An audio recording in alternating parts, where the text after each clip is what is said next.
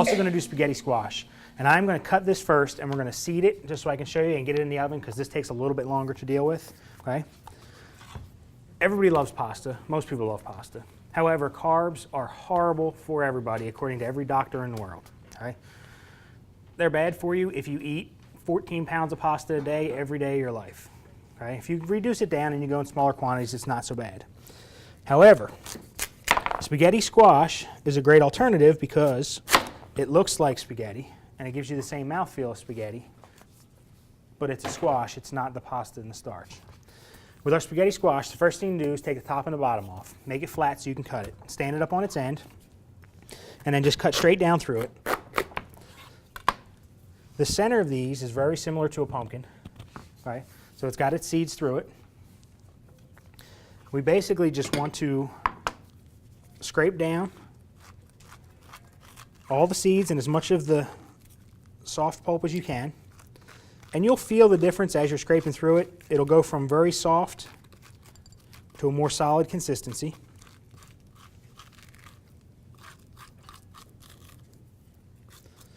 And basically you're looking to get the color difference. See how it's a darker orange? You want to get it down to where it's all more consistent and uniform. We'll do both of these real quick. Doesn't take much time. And now, because this is a healthier way of doing these, we are not going to add anything to them. No salt, no oil, no nothing. We're just going to put them in the oven and roast them off. And they take, depending on your oven, and everyone knows their oven, anywhere from about 30 to 45 minutes on 350 degrees. And I will show you shortly what they're hoping to look like when we get done. Now, we got them both cleaned out. A little bit of the string left in them is not going to hurt anything at all, because that's actually what the product's going to look like once we take it apart. We just want to make sure there's no seeds left in there. We're going to put them face down on a cookie sheet, so the flesh part's to the bottom, skin on the outside, and that'll keep them from burning or drying out too much. The shell will actually help hold some of the moisture in, and it'll let any of the moisture that comes out of the bottom steam back into them, and it'll actually help cook them a little more. We have to get all of our ingredients ready for our squash salad, or our sautéed squash. Now, I know on there it says 1 tomato and it says a little bit of spinach and a little bit of mushrooms. However, I have increased that recipe because there are so many people here.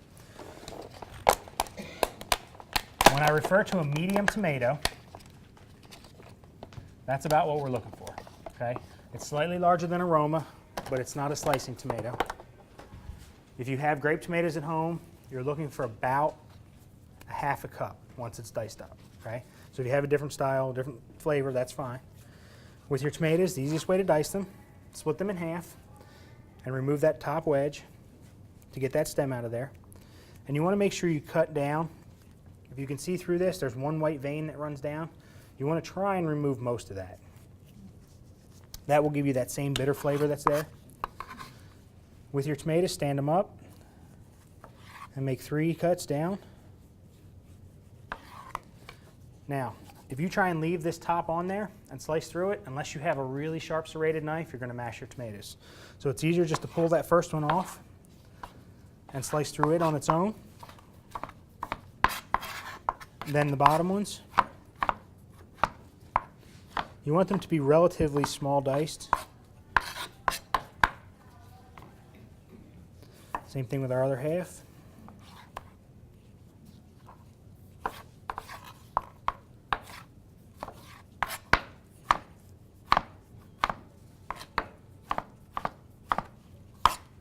Okay.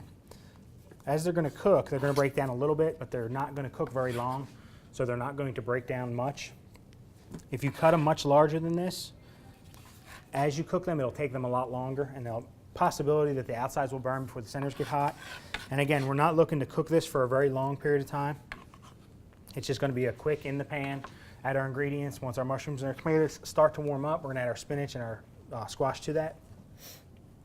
So it's not going to cook overly long. I am going to turn this pot on. Anyone who's been here before knows the stove may take 3 seconds and may take a week to heat up.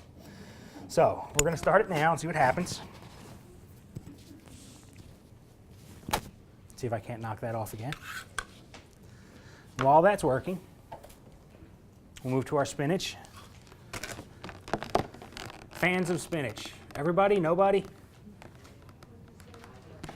You like spinach? Everybody likes spinach? I use baby spinach. It is completely ready. Okay, triple washed, clean, in the package. I'll leave this here. This is the largest package that we have. If you can consume it, it is a fabulous way to save money to buy it in the bigger package. The little bags of spinach and lettuce and things you get are like 5-ounce packages, and they're about $3.50 a package. When you stretch it all the way out, this whole big thing is about $6, and it's 3 times the amount. Okay, so it is a good way that you can save money. That, and if you buy a lot of spinach, you're more likely to continue eating. It's completely cleaned. It's triple washed. They say it on the package. I don't like buying products that I have to clean or wash again, especially when you're trying to cook lightly with them or saute with them. If you add too much moisture to it and then put it in your pan, it tends to take longer to cook. It makes it more wilt, more soggy. These spinach leaves, even though it is baby spinach, are still slightly large. Okay? I don't want to chop it completely, but I am going to just real quick run a knife through it. And what that'll do, it'll cut down on the stringiness of it as you cook it. You'll end up with more pieces instead of some of those really long strings. And just make sure you pick through and you don't have any real big stems. It is a very clean product. There are very little ends and stems, so it's not an issue. They'll cook down just as quickly as everything else we're doing. We'll get that set to the side, and we can always do a tiny bit more as we need it. Mushrooms, pre-sliced. Why do I use pre-sliced? Just convenient, and it's another way to showcase a different product. If you prefer whole mushrooms and cut themselves, by all means. If you want a different variety of mushroom, because everybody knows there's 100 depending on where you go and how you get them, they will all work the same. It's just the flavors are slightly different. There's people who can't stand button mushrooms but love portobellos or shiitakes. As long as you slice them down within a reasonable thickness, okay? You don't want to take a portobello mushroom and cut it in quarters, because what are you going to do with a piece of portobello that's about this big, okay? You want to make it down so that you can take a fork and go through and get all of the products in one bite, and that's ideally what you're looking for. Extra virgin olive oil, right? We are going to use a little bit. It is the healthier oil, right? It's one of the better ones that you can use. It is slightly more expensive, but it's still not bad. When you're sauteing something, if you let your oil and your pan get hot together, it's far less likely to stick. Okay? If you get your pan hot and then you put cold oil in it and then you throw cold products in it, it's going to stick very quickly. So let them get hot together, bring your pan up, and you'll see that this will just begin to smoke. And once it starts to smoke, that's when we're going to add our stuff to it. If you can see that pot, it's just now to the point where it's starting to smoke. It's not smoking like a chimney fire. It's just to the point where it's getting hot. Once it reaches that temperature, as you move the oil through the pan, it'll flow very fluently. Okay? The hotter you get oil, the less viscous it becomes, and the more easily it moves through your pan. We're going to start by adding our tomatoes.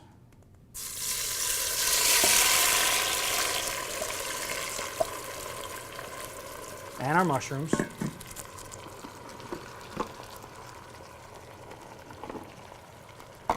We're going to let that simmer for a few minutes. It'll start to saute. We don't want to add our spinach quite yet, because if you put your spinach in there right now, by the time this gets soft and they start to break down, your spinach is going to be military green. And bad enough as it is, we don't need to cook it for 4 days. While that's working, our spaghetti squash, I cooked some earlier. Same exact way, we just roasted it off in the oven. When it comes out of the oven, you can see the bottom. It's just got a tiny bit of brown to it, but it held its color, it held its shape. It's just soft to touch. And the way you tell when your squash is done is if you take your finger or your thumb and you can push down and see it flex, right? Now with this, the simplest way to deal with it is to cut it in half so it's a smaller piece, to take your thumb and rub it right along the shell. Work all the way around it.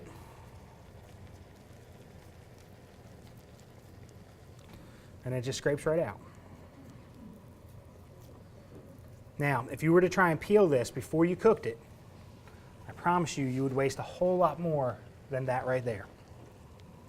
When you get that whole chunk out, for anyone who doesn't know what spaghetti squash is or why they call it spaghetti squash,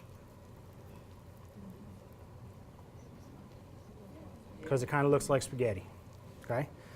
It has a very fleshy string to it, and it almost has that angel hair or vermicelli feel to it. Now it is a different texture.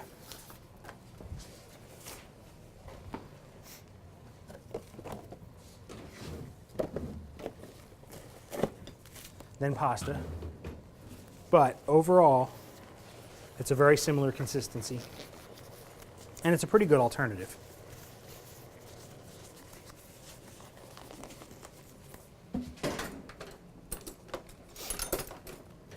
Now, with your tomatoes and your mushrooms, you just want to stir them down. And they'll keep cooking. We'll get this other half taken out. Again, just run your thumb right through the shell.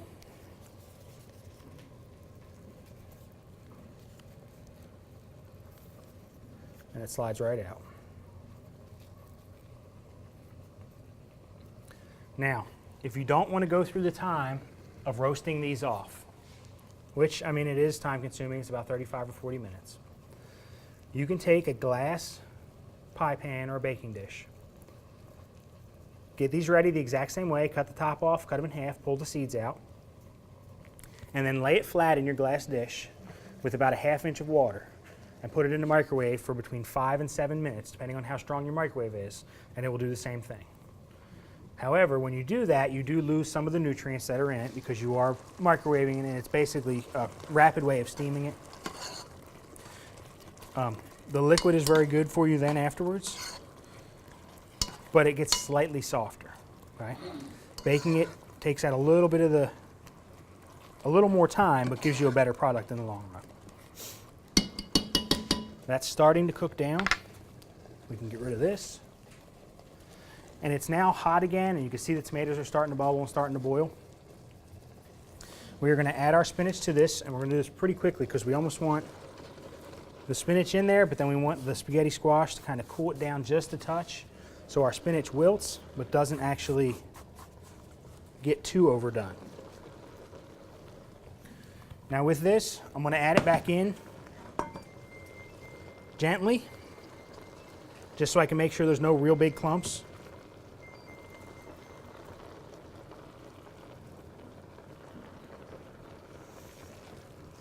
You can break them up once they're in the pot. It's just much easier if you can do it as you're adding them to it.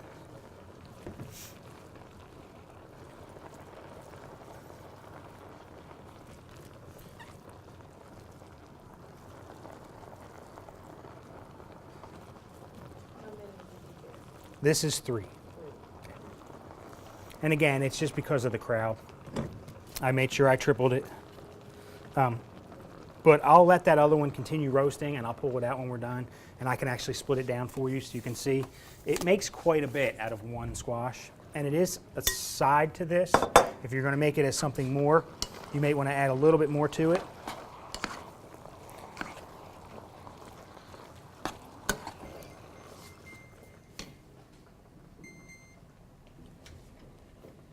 Almost.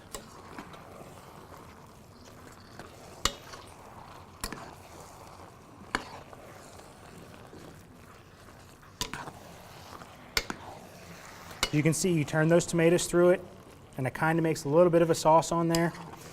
Still gives you that same texture and consistency that pasta would have.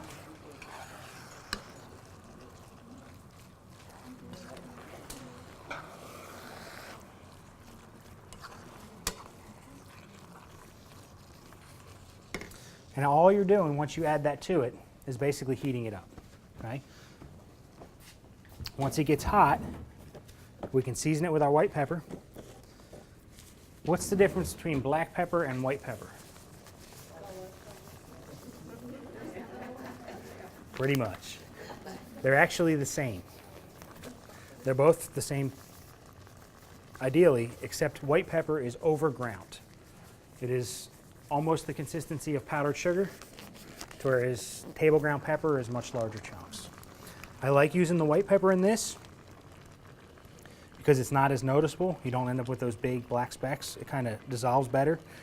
It's also better for cream soups and things of that nature where you want that nice pure look. You don't want that heavier black speckly look.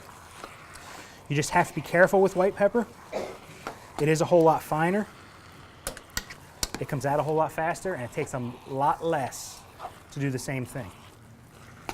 Because it is a much finer ground, in volume measurements, you get a lot more of this than you do of coarse ground black pepper, right? So if you were to do the 2 by weight, a tablespoon of coarse ground black pepper will weigh less than what a tablespoon of this will, because when it comes to volume, the finer you grind something, the more you get in there. So just be careful when you're adding it to it. It is slightly stronger than the other. Now, back to what we were doing. Got me confused there for a second. Jess will tell you that's not very difficult. Now, we are going to start to play with this a little bit because I want everybody to see what I would do whether I was home or in a restaurant. Because you're looking at portions. And that's the biggest thing that everyone is always worrying about, and how do you cut back, and how do you lose weight, and how do you watch what you're eating, and things like that. The biggest thing that you can do if you want to get healthier, if you want to lose weight, if you want to do things like that, is control how much of what you eat, not necessarily so much what you're eating. If you want to have a piece of pizza, have a piece of pizza. Just don't eat 4. If you want to have pasta, have pasta. Just don't have a whole pound. You can eat whatever you want to eat. And they're now telling people, and they're now finding out, that 1 or 2 or 3 item diets are not the way to get healthy, and they're not the way to lose weight. Your body needs everything. You need starches, you need vegetables, you need proteins. It's just how much you need is what you're looking to do. If you look at that recipe, it calls for a pound of chicken. Well, when you break a pound of chicken down, amongst 4 people, it's not quite a lot per person. That's the goal with healthy eating, is to decrease your proteins and increase your vegetables, which will help you live healthier and ultimately achieve the goals that you're looking for. People who say, oh, eat nothing but protein, or eat nothing but vegetables, or drink nothing but collard green broth, or God only knows what else they're saying right now. Is it a way to lose weight? Yes. Is it a way to healthy way to lose weight? No. You can't go very long without everything. And if you consume nothing but high proteins, it's not going to work because you need the vegetables. If you're vice versa, all vegetables, I know there are some vegetarians.